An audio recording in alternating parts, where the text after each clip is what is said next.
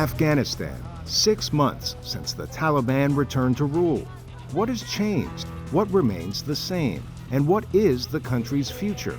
VOA's Ayesha Tanzeem takes us to the country she's been covering for the Inside Story, Afghanistan and the Taliban.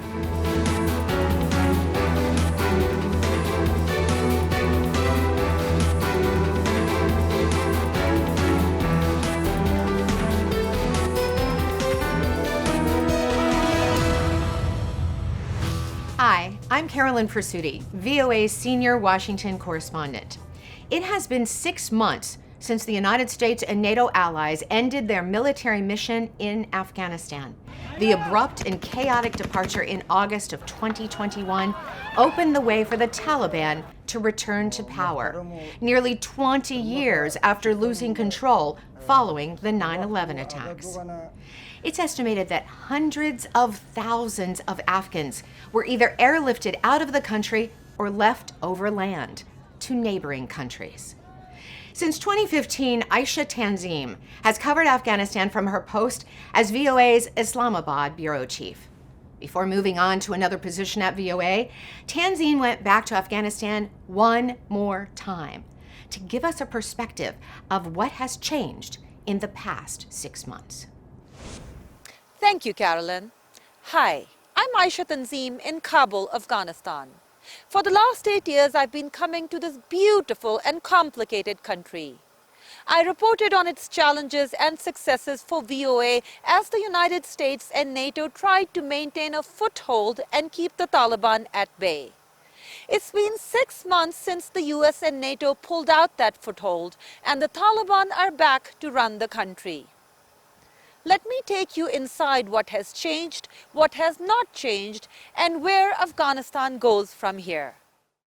This is Chicken Street, one of Kabul's most popular bazaars before the Taliban took over last August. I remember coming here in the years I covered Afghanistan, and this place used to be full of people, not just locals but foreigners, the NGO people, the journalists, the various embassy people who lived in Kabul. Around me, the shops are full of local jewelry, local carpets, lots of local stones. Lapis is very popular here. But the shopkeepers tell me that their business in the last 6 months has come to a grinding halt. Foreigners that used to be their most lucrative buyers, most of them left the city when the Taliban took over militarily last August. The Afghan economy went into a downward spiral, so locals lost buying power or they're saving their money. At least one shopkeeper told us that for him, things have started to improve, although very, very slowly. And that's because some NGOs have returned to Kabul and some embassies have either reopened or sent their staff back, for example, the Qatari embassy and the Turkish embassy. But in general, most of the shopkeepers here say business is really bad and they're struggling to survive. This is an area in Afghanistan, in Herat province, in Jil district. Let me tell you the neighborhood and what the neighborhood looks like. These children don't get enough to eat. I asked these people what they ate last night. They only had rice with oil, no vegetables, no meat, not even bread. They had the same rice for breakfast. Now, if you look at where we are walking, there is an IDP camp here. People, and this area gets very cold in winter. We just survived winter here. Thankfully, spring is about to come. But these are the tents in which people are living. This is why international aid organizations claim Afghanistan is suffering a humanitarian disaster. These are the people who don't have enough food to eat. They're the ones who are selling their organs. Fariba can now only perform light work around the house. Her health is not the same since she sold her kidney around 2 years ago. For her already poor family, the last 6 months have brought extra pain. My husband is jobless for 4 or 5 months. We are 7 people, and we have a new baby in our family. We can't feed her. We have nothing to eat. We don't have anything to burn for heat. My children are sick. Before the Taliban took over Afghanistan, her husband worked as a daily laborer, earning less than $3 a day. Since then, there is hardly any work and no income. She received around $2,000 for her kidney, but the money went toward debt the family had accumulated.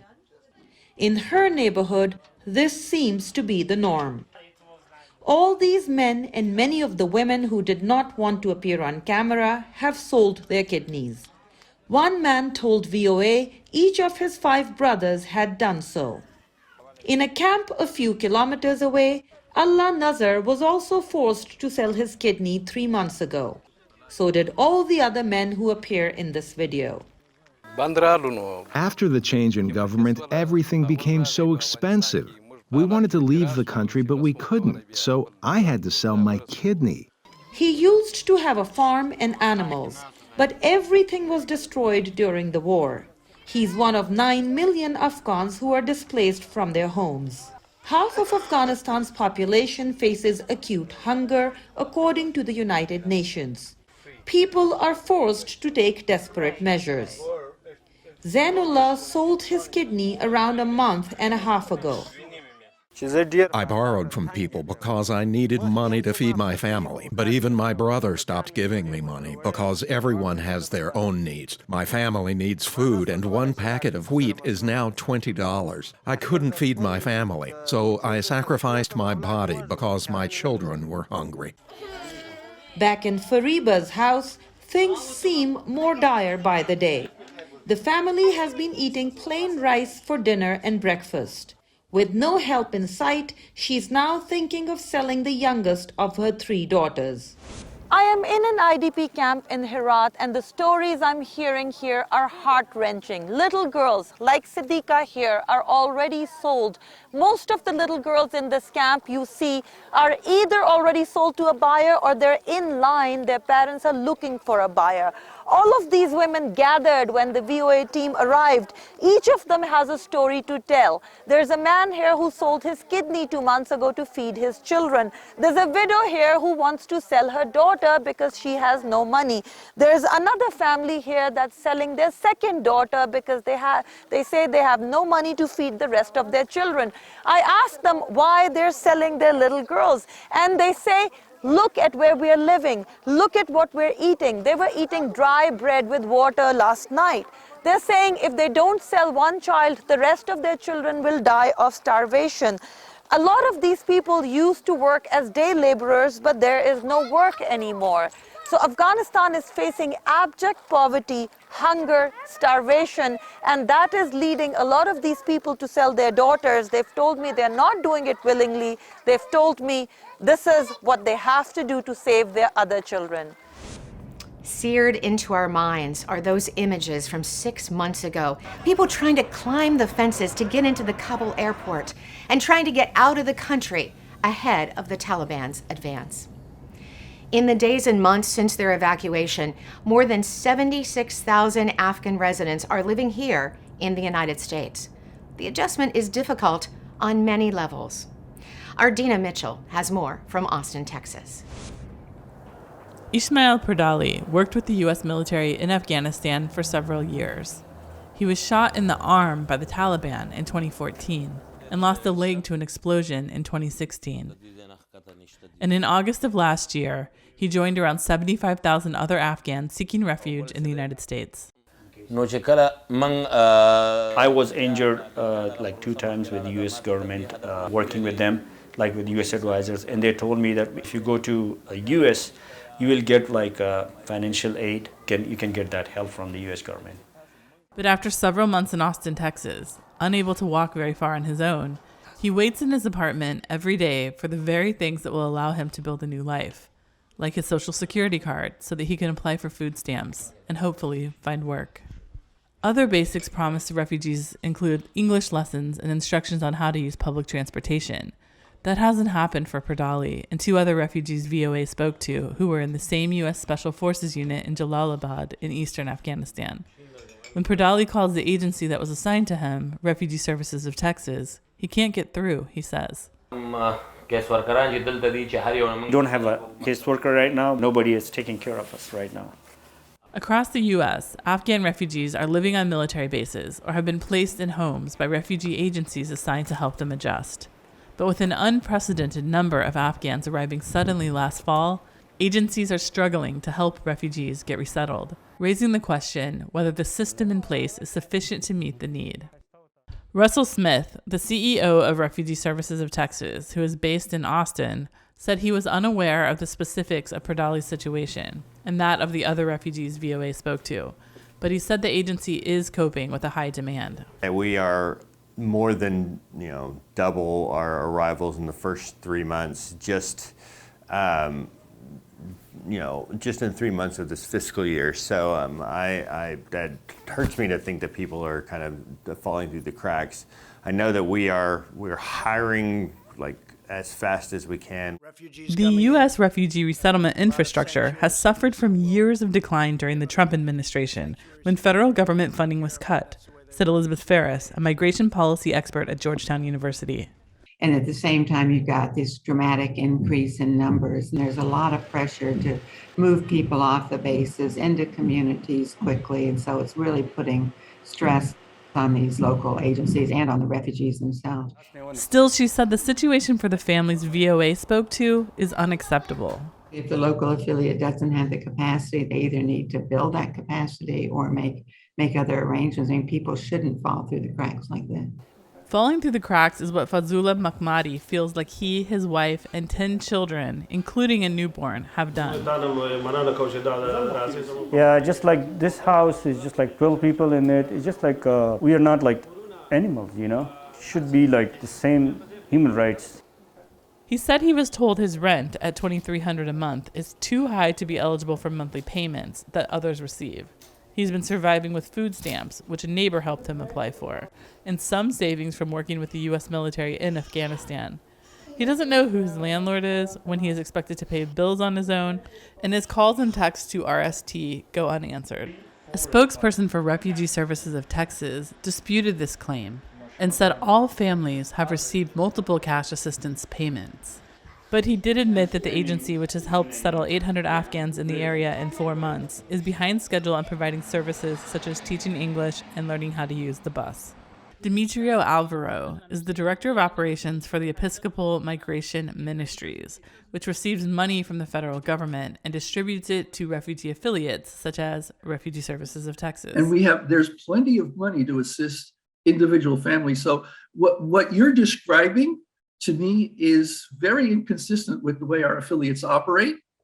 And it would really require us to look into the matter very carefully. Getting some help and attention is exactly what Mahmadi is hoping for. So my request is from the government, if they give pay to the different organizations like RST, they have to have like some kind of accountability.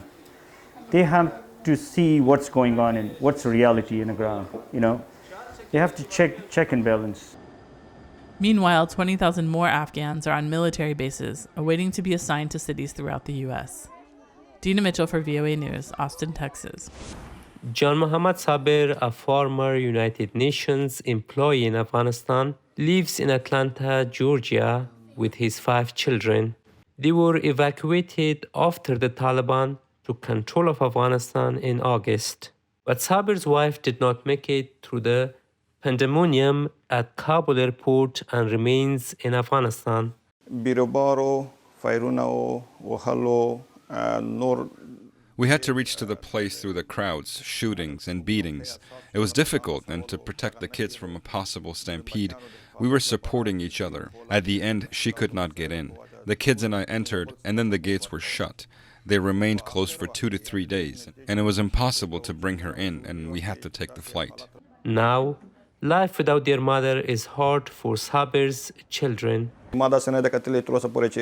They are asking for their mother every single day. They remember their mother even when having meals. It is difficult. It changes the whole environment. When they are changing their clothes or doing something else, they remember their mother. Despite this, the children say they are happy to be in America. We are happy to be here in the US, but we remember what our mother was doing for us. We were happy with her. She was preparing us food. We miss her. She was very nice to us. We miss her too much. I'm happy that I'm going to school. I always remember my mother, and I miss her. I want my mother to come here soon. The family can talk to their mother in Afghanistan and do so as often as they can. But there is no word on when she will be able to join them in the United States. Roshan Nurzai, VOA News.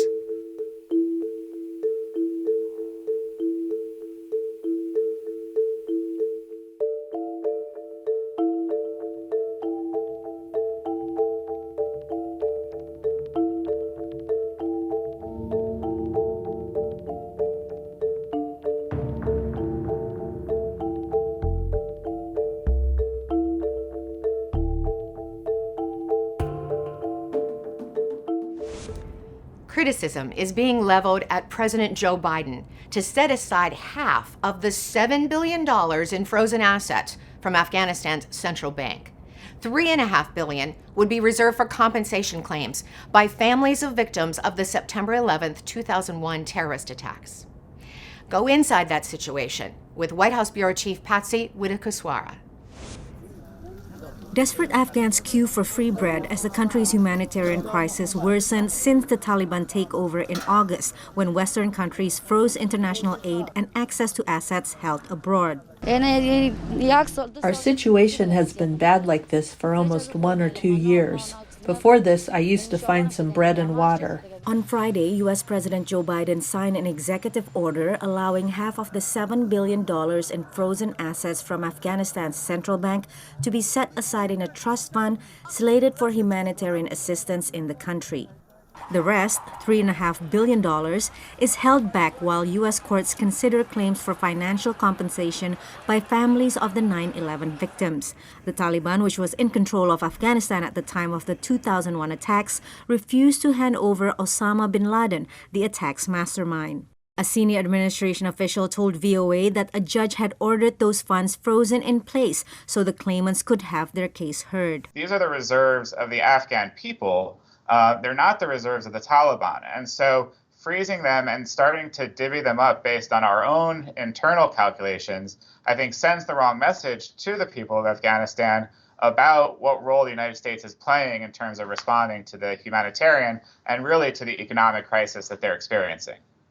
The Taliban also criticized the move. Spokesperson Mohammad Naeem tweeted that stealing the Afghan people's money that was frozen by the United States is the lowest a country could stoop to morally and humanly. The Taliban have taken Afghanistan by force and have no right to speak about morality, said Hussein Haqqani, director of South and Central Asia at the Hudson Institute via Skype.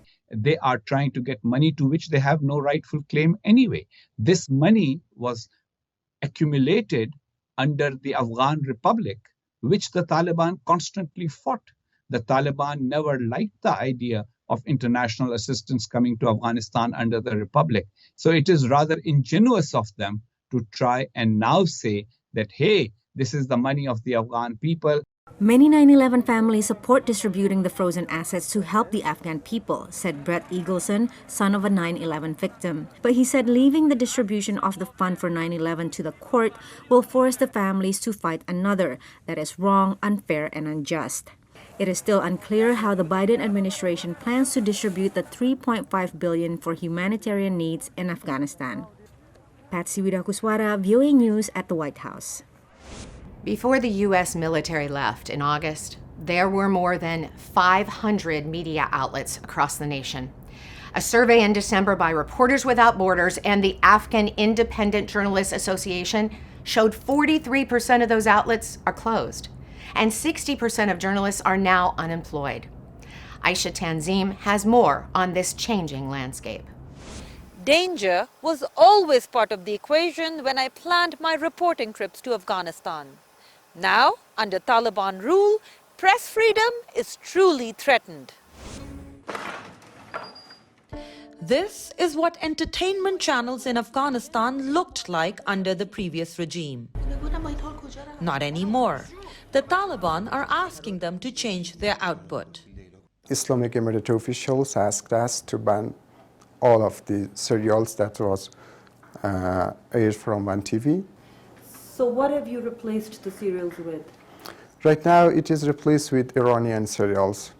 Yeah. And why are Iranian serials more acceptable?